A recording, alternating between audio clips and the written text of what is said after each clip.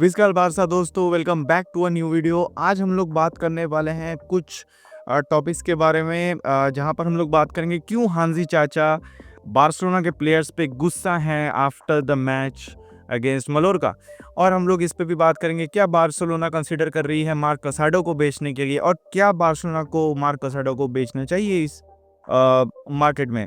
And lastly कल match था real Madrid का अगेंस्ट ओसासुना, जिसे रियल मैड्रिड ने 1-0 से जीत लिया है। लेकिन क्या ज़ाबी अलोंसो के अंडर ये जो रियल मैड्रिड है ये कम्पीट कर सकती है ला लीगा के लिए या चैंपियंस लीग के लिए, the way they are playing. We will discuss all this in this video. उससे पहले गाइस एक छोटा सा रिक्वेस्ट है, kindly please subscribe my channel. नया चैनल है, it will help me grow and bring exciting videos to you. सबसे पहले बात कर लेते हैं मार्क कसाडो के बारे में दोस्तों, कि मार्क कसाडो को बार्सिलोना कंसीडर कर रही है शायद सेल करने के लिए। लेकिन वेस्ट हैम और कुछ क्लब्स हैं जो बहुत ही ज़्यादा इंटरेस्ट दिखा रहे हैं मार्क कसाडो पे, and the price tag is around 30 million. But कहीं ना कहीं मुझे ऐसा लगता है 30 million is a very low price for mark कसाडो, क्योंकि जिस तरीके का टैलेंट मार्क कसाडो के पास है and he is an important player. मुझे नहीं लगता कि शायद हांसी फ्लिक चाहते होंगे मार्क कसाडो को बेचना, बट आई डोंट अंडरस्टैंड कि बार्सिलोना क्यों बेचना चाह रही है मार्क कसाडो को। क्योंकि अगर हमने लास्ट सीजन देखा कि किस तरीके से जब फ्रैंकी डियोंग फिट नहीं हो पा रहे थे इस टीम में, उस टाइम मार्क कसाडो आते हैं एज अ जेम, बाहुबली की तरह आते हैं, and he saves the position for Frenkie de Jong. वो डिलीवर करते हैं जो एंड अगर हम लोग बात करें कि फ्रैंकी डियोंग अगर इंजर्ड भी होते हैं या फिर उनको रिप्लेसमेंट भी अगर किसी को हम देख सकते हैं, हाँ गावी कर सकता है वो। लेकिन जिस तरीके का वर्कलोड, जिस तरीके का एफिशिएंसी और जिस तरीके का आउटपुट मार्क कसाडो देते हैं on behalf of Frenkie de Jong, so I think Gavi उस तरीके का, Gavi has a different set of playing style. उसका प्लेइंग स्टाइल अलग है। सो इफ वी कंसीडर कि अगर फ्रैंकी डियोंग और पेड्री का जो हम जो एफिशिएंसी और जिस तरीके का कॉम्बिनेशन देखते हैं, वो अगर हम इस टीम में अगर किसी के साथ आफ्टर फ्रैंकी डियोंग किसी को मैंने देखा है last season, so that is Casado. So कहीं ना कहीं अगर आपको बेचना भी है, लेट्स से अगर आपको बेचना भी, तो 50 मिलियन के नीचे तो मुझे नहीं लगता मार्क कसाडो को बेचना चाहिए। बिकॉज भाई जिस तरीके का टैलेंट है उसके पास, बंदे के पास, एंड कंसिडरिंग कि बार्सिलोना का फाइनेंशियल सिचुएशन अभी जो है, बट आई थिंक कि कहीं ना कहीं जैसे कि हांजी फ्लिक ने भी कहा है कि मुझे इस तरीके का डेप्थ चाहिए, मुझे इतने सारे प्लेयर्स चाहिए अपने मिडफील्ड में, क्योंकि eight the end of the day ये लॉन्ग सीजन है। Football is going for a long season, and उस टाइम पे आपको अपने बेंच पे वो प्लेयर्स चाहिए जो बेंच से उतर के फील्ड पे मैच को इफेक्ट दे सकें, they can change the course of the match. So उस तरीके का प्लेयर है mark कसाडो।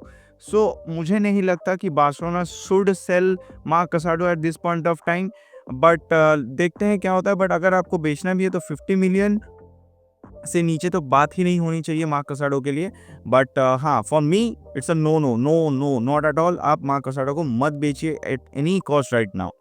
Now coming to Hansi Flick guys, की लास्ट मैच ऑफ बार्सिलोना जो मलोरका के अगेंस्ट था, उस मैच के बाद जब हांजी फ्लिक को ये पूछा गया कि इस परफॉर्मेंस के बारे में उन्हें क्या लगता है, तो ही सेड कि ही वाज एंग्री, एंड उसे लगता था कि एक 9 मैन मलोरका के अगेंस्ट, जैसे कि मैं अपने लास्ट वीडियो में भी कहा था कि कहीं ना कहीं ये टीम बहुत क्लमजी लग रही थी। क्योंकि भाई लास्ट सीजन के बाद जब आप एक नॉर्मल हो चुका था कि आप 3 गोल से नीचे मान नहीं रहे थे, 3 गोल से नीचे तो आप मान नहीं रहे थे।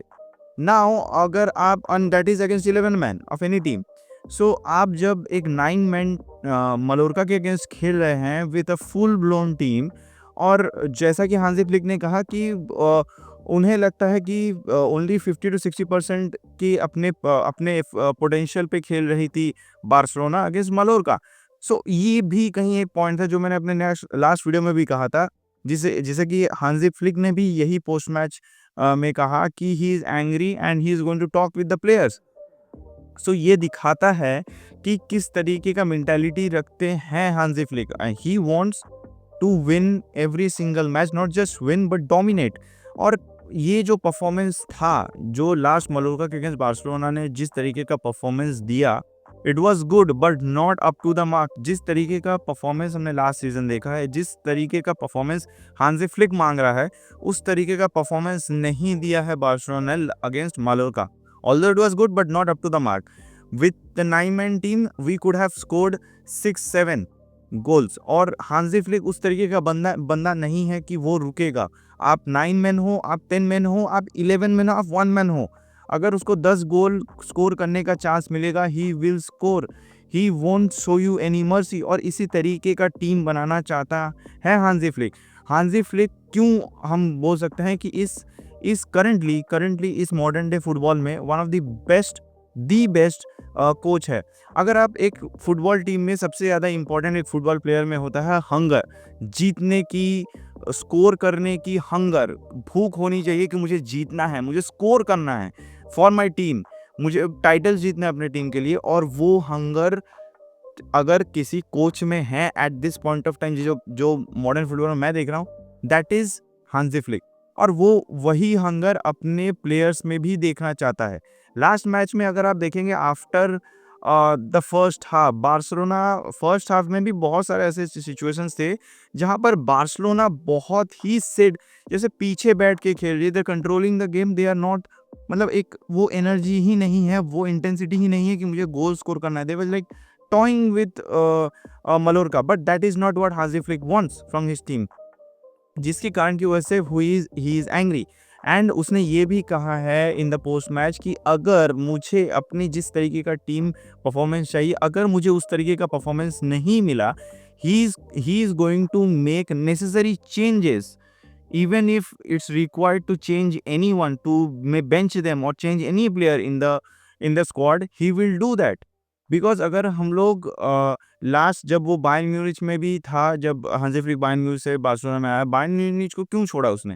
क्योंकि after the 6-8 win of Bayern में, जब उन्होंने सारे ट्रॉफीज जीत लिए थे, बायर्न म्यूनिच के प्लेयर्स काफ़ी इस तरीके से हो गया था कि they know that we are Bayern Munich, we have won everything, और वो भूख चली जा चुकी थी। और हांजी फ्लिक उस तरीके का बंदा नहीं है, जिसके कारण हांजी फ्लिक ने बायर्न म्यूनिच को छोड़ा था और बार्सिलोना ज्वाइन किया था।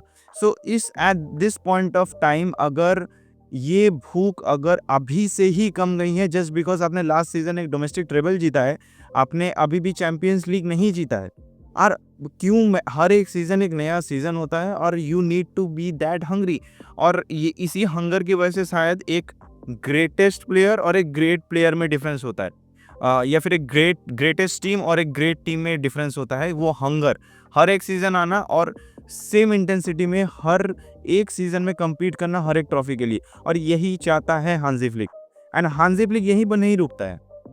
हांजी फ्लिक आगे जाके पोस्ट मैच कॉन्फ्रेंस में ये भी कहता है, he also take a dig at the Barcelona board, कि he doesn't understand why the Barcelona board hasn't figured it out with the registrations। सो या आपके पास एक मुझे शायद मुझे पता नहीं आप लोगों को कैसा लगता होगा with Hansi Flick saying all this, but I think Barcelona is blessed। Barcelona is really blessed कि हांजी फ्लिक के जैसा एक कोच बार्सिलोना के पास है, इन यंग टैलेंट के पास है, जो यंगस्टर्स भरे पड़े हैं इस टीम में, उनके पास सीखने के लिए बहुत कुछ है हांजी फ्लिक से। Not just discipline, mentality, and कि मुझे डे इन डे आउट जीतना है, और इस तरीके का मेंटालिटी जो है, I think hats off to Hansi Flick. जो जर्मन मेंटालिटी होती है, I don't know if it is every German coach और जस्ट हांजी फ्लिक, बट जिस तरीके का मेंटालिटी है, he takes a dig at the Barcelona board कि आपने क्यों उन्होंने रजिस्ट्रेशन फिगर आउट नहीं किया है। And we all know about, मैंने अपने वीडियो में भी बात किया है कि लास्ट कई वीडियोस में बात की है कि बार्सिलोना के बोर्ड जो है वो एक्चुअल आपको पिक्चर दिखा ही नहीं रहे हैं। So what ever the scenario is, अभी के लिए ये है कि हांजी flick is not satisfied with this set of performance that was given against Mallorca by Barcelona players, and he is angry, and he is he is into business bro, मतलब वो he wants to win the champion, he wants to win every single title in a single season with Barcelona. और वो जानता है कि इस team में potential है और इसीलिए वो बार बार पुश कर रहा है and he wants to achieve it all with Barcelona. और अगर नहीं हुआ so he will take necessary changes. आपको क्या लगता है इसके बारे में, मुझे ज़रूर बताइएगा कमेंट सेक्शन में कि हांसी फ्लिक का ये मेंटालिटी बोर्ड पर डिग लेना आपको क्या लगता है, मुझे कमेंट सेक्शन में ज़रूर बताइएगा। आगे बढ़ते हैं दोस्तों, अब बात कर लेते हैं रियल माद्रिद के बारे में, जिनका मैच था लास्ट नाइट अगेंस्ट ओसासुना और जिसे रियल माद्रिद ने 1-0 से जीत लिया। अब देखिए रियल माद्रिद का जो प्लेइंग स्टाइल है, हम एज अ बार्सिलोना फैन मैं ये नहीं बोल रहा हूँ कि I am not telling them how to play, but जिस तरीके का गेम रियल माद्रिद खेलते आई है for the last seasons 5 seasons also, तो रियल माद्रिद का जो प्लेइंग स्टाइल है वो है counter attack, relentless attacking mode में रहना कि मुझे गोल स्कोर करना है, कंटिन्यूअस अटैक करते रहना ओपोनेंट के हाफ डिफेंस पे। सो that is what a kind of like chaotic football, जिसमें इंडिविजुअलिटी ज़्यादा रहती है, इंडिविजुअल ग्लोरी ज़्यादा रहती है कि जाके स्कोर करना, take that risk, take on the head ons with the defenders. So इस तरीके का गेम खेलती है रियल माद्रिद, जो हमने देखा है इतने दिनों से। बट लास्ट मैच में कहीं ना कहीं बोरिंग सा मैच था।